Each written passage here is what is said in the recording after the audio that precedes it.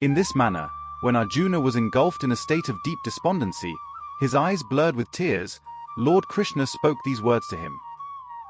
The blessed Lord said, "O Arjuna, in this critical situation, from where has this mental dejection come upon you, which is both shameful and unworthy of attaining heaven? O Arjuna, do not succumb to this impotence. It does not suit you. Shake off this despicable weakness of heart and rise, O conqueror of foes." Arjuna said, "O Krishna, Bhishma and Drona are my revered teachers, worthy of worship. How can I possibly attack them with arrows in battle? It would indeed be better to live on alms in this world than to slay these noble teachers. For if I kill them, even in this life, I would enjoy wealth and desires tainted with their blood. We do not know which outcome would be better for us, whether we should conquer them or they should conquer us. Standing before us are the very sons of Dhritarashtra, and after slaying them, we would not wish to live. O Krishna, my mind is clouded by the taint of pity, and I am uncertain of my duty. Therefore, I ask you to guide me towards what is best for me. I am your disciple, and I seek refuge in you. I can find no way to drive away this grief that is parching my senses. Even if I were to gain a prosperous, unrivaled kingdom on earth, with sovereignty like that of the demigods in heaven, I would still be unable to dispel this sorrow." Sanjaya said, having spoken thus, Arjuna, the destroyer of foes, finally declared to Lord Krishna, "I will not fight," and then fell silent. O King Dhritarashtra! Observing Arjuna in deep lamentation between the two armies, Lord Krishna, with a hint of a smile, spoke these words. The blessed Lord said, "O Arjuna, you grieve for those who should not be mourned, yet you speak words of wisdom. The wise do not grieve for the living or the dead. Never was there a time in the past when I did not exist, nor you, nor all these noble kings of men assembled here. And never will there be a time in the future when any of us shall cease to exist. Our existence is eternal, transcending the boundaries of time, and we shall continue to be, now and forever. Just as a person in this body transitions through the stages of boyhood, youth, and old age, so too does he pass into another body after death. The wise understand this truth and are not deluded. The contact of the senses with their objects produces sensations of heat and cold, pain and pleasure. These experiences are transient and impermanent. Therefore, endure them, O Arjuna. The steadfast person who is unaffected by pain and pleasure, who remains calm and balanced in all circumstances, is indeed fit for immortality, O Arjuna, chief of mortals. The unreal body has no existence, and the real Atma never ceases to be. The ultimate truth of both has been perceived by those who have realized the essence of reality. O Arjuna, understand that the Atma, which pervades the entire universe, is indestructible. No one can bring about the destruction of the imperishable. These physical bodies, which are merely vessels for the true, imperishable, and unknowable Atma, are destined to come to an end. The Atma itself, however, remains eternal and unaffected by the death of the body. Therefore, O Arjuna, understanding that the body is temporary and the soul is everlasting, rise and fulfill your duty as a warrior without attachment to the physical form. Engage in the battle with the knowledge that the true self within all beings is indestructible and beyond the reach of any harm. He who believes that the Atma kills, and he who believes that the Atma is killed, both are ignorant of the truth. The Atma neither kills nor is killed. The Atma is neither born nor does it ever die. Having once existed, it never ceases to be. It is unborn, eternal, changeless, and ancient. It is not destroyed when the body is destroyed. O Arjuna, if one knows that the Atma is birthless, deathless, eternal, and indestructible, how can he believe himself to be the cause of slaying or causing anyone to be slain? Just as a man casts off his worn-out clothes and puts on new ones, so also the self throws away its worn-out bodies and takes other fresh bodies. Weapons cannot cut the Atma, fire cannot burn it, water cannot make it wet, and wind cannot dry it. The soul remains unaffected by these elements. The Atma cannot be cut, cannot be burnt, cannot be wetted, and also cannot be dried up.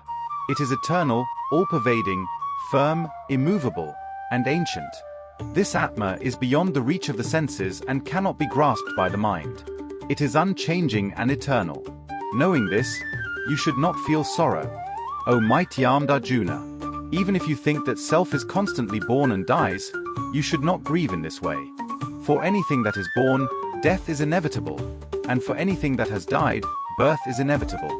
Therefore, you should not grieve over what cannot be avoided. All beings are unmanifest in their beginning, O Brata, manifest in their middle state, and unmanifest again in their end. Why, then, lament for them? Some people see the self as a marvel, some talk about it as a marvel, some hear about it as a marvel. Yet others, even after hearing about it, do not understand it at all. O Arjuna, the self that exists in the body of all beings is never killed. Therefore, it is not right for you to grieve for any living being. And moreover, considering your own duty, you should not waver, for there is nothing higher for Kshatriya than a righteous war. Happy indeed are the Kshatriyas, O Pratha, to whom comes such a war, offering itself unsought, opening the gate to heaven, for it provides them with a rare opportunity to fulfill their duty as warriors, to uphold righteousness and justice, and to attain glory and honor in this life and the next, thus ensuring their place in the celestial realms. But if you choose not to engage in this righteous war, you would not only incur sin by neglecting your own duty, but you would also tarnish your name and fame, abandoning the honor and respect that come with fulfilling your responsibilities. And furthermore, these people will speak of your everlasting dishonor, spreading tales of your disgrace far and wide. For someone who has been honored and respected, such dishonor is not just a mere blemish on their reputation, but a fate far worse than death itself, as it erodes the very essence of their dignity and legacy. Moreover, those great warriors from whom you received honor formerly would think that you turned away from battle out of fear, and regard you with little respect hereafter. Your enemies belittle your ability, and in various ways speak words of ill fame and shame about you. What is there more painful than this? If you are killed in the battle, you will go to heaven. If you win, you will enjoy the earth. Therefore arise, O son of Kunti, resolve to fight. By maintaining an equal and balanced mind in the face of both pain and pleasure, gain and loss, and victory and defeat, you should engage in battle with a sense of duty and detachment. In doing so, you will not incur sin, as your actions will be guided by a higher sense of purpose and righteousness, free from the influence of personal desires and emotions. O Arjuna, up to this point, the profound knowledge of Sankhya Yoga, which pertains to the understanding of the Atma, soul, has been imparted to you. Now, listen attentively as I expound upon the wisdom of Karma Yoga. By comprehending and practicing this path of selfless action, you shall liberate yourself from the bondage of work and its consequences, achieving true freedom and spiritual enlightenment. In this path, no effort is ever wasted, and no harm is ever done, regardless of how small the action may seem. Even the slightest practice of this Dharma can protect a person from the great fear, offering profound spiritual security and peace. By adhering to this righteous path, one can find solace and liberation from the deepest anxieties and fears that plague human existence. O Arjuna, for those who practice Karma Yoga, there is a singular focus and unwavering faith in their path. Their minds are steadfast, dedicated to the principles of selfless action and duty. In contrast, the minds of others are scattered, divided into numerous branches, filled with endless thoughts and speculations. These individuals are often distracted by a multitude of desires and uncertainties, unable to find the clarity and purpose that comes from a dedicated practice of Karma Yoga. O Arjuna, the unwise utter flowery speech, taking pleasure in the laudatory words of the Vedas, and say that there is nothing else but pleasures and enjoyments either here or in heaven. They are full of desire, with heaven as their highest goal, leading to new births as the effect of their own karma, and they engage themselves in a multiplicity of specific works for the purpose of acquiring enjoyments and prosperity. The mind of such men who are drawn away by attachment to pleasure and wealth cannot be concentrated to remain fixed in the ecstasy of divine contemplation. The Vedas deal with the three modes of material nature, O Arjuna. Rise above the three modes to a state of pure spiritual consciousness. Freeing yourself from dualities, eternally fixed in truth, and without concern for material gain and safety, be situated in the self. To an enlightened person who has realized the true nature of the self, the vast knowledge contained in all the Vedas holds as much practical value as a reservoir of water in a place already inundated by a flood. Just as the floodwaters render the reservoir redundant, the enlightened individual's direct experience of the self transcends the need for scriptural knowledge, as they have already attained the ultimate wisdom and understanding that the Vedas seek to impart. You have the right to perform your duties, but not to the results of your actions. Do not let the outcome be your motivation, and do not become attached to not acting. O Arjuna, stay firm in yoga, let go of all attachments, and do your work without worrying about success or failure. This balanced state of mind is called yoga. O Arjuna, Working with attachment is much less valuable than selfless action. Therefore, find peace in doing your duty without desire for rewards, maintaining a balanced mind. Those who work only for rewards are ultimately ruined. The man of equanimity born of wisdom releases himself both from good and bad even in this life. Therefore strive for nishkama karma with an equal mind. Yoga is skill in action.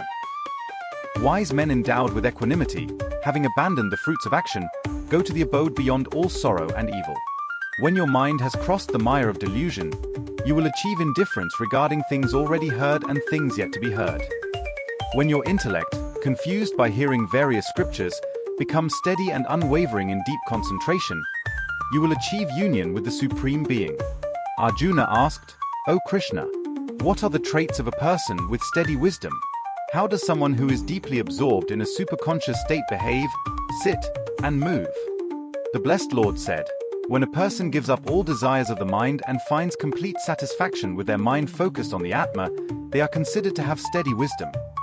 He whose mind is not troubled in sorrow, who does not hanker after pleasures and is free from attachment, fear and hatred, is called the sage of steady wisdom. He who has no attachment to anything anywhere, who does not rejoice and hate when good and bad things happen, his wisdom is fixed and steady. When the yogi, like the tortoise drawing back its limbs into its own shell, withdraws all the senses from the sense objects, his wisdom is firmly fixed.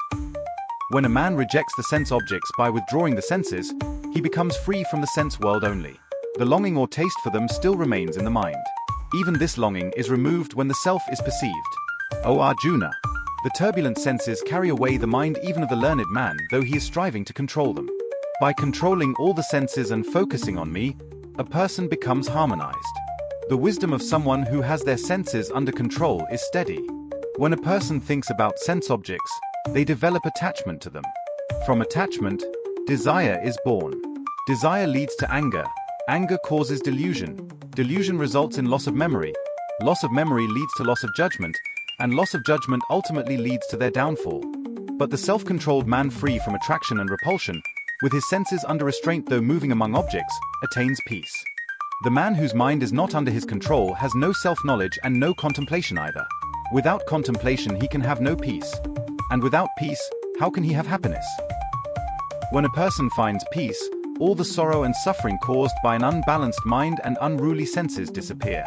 With peace and purity, the mind quickly becomes focused on the self.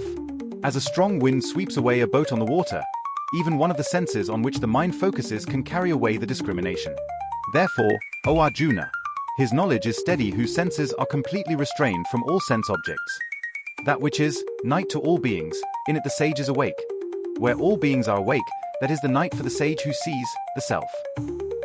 As the ocean is filled with water flowing into it from all sides and remains immovable, so the man into whom all desires flow, but is not a bit affected, attains peace, and not the man who craves the desires. That man who lives completely free from desires, without longing, devoid of the sense of I and mine, attains peace. Reaching the Brahmi state, a person is no longer deluded. Even at life's end, they achieve oneness with Brahman, moksha.